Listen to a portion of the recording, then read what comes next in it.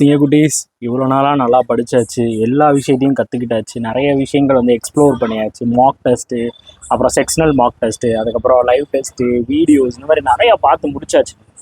இப்போ நம்ம நாளைக்கு நமக்கான நாள், சரியா? கபிலா அப்படின்ற மாதிரி நீ ஏறி ஆடுறா கபிலா அப்படின்ற மாதிரி நாளைக்கு நீங்கள் ஏறி அடிக்க வேண்டிய ஒரு நாள். இந்த டைமில் போயிட்டு தேவையில்லாத எண்ணங்கள், தேவையில்லாத தாட்ஸ் எல்லாத்தையுமே விட்டு தள்ளிடுங்க. கண்டிப்பாக நீங்கள் வந்து ஜெயிப்பீங்க. கண்டிப்பாக நீங்கள் வந்து நல்ல அட்டெம்ப்ட் வந்து பண்ண போகிறீங்க. அதை மட்டுமே நினச்சிக்கோங்க.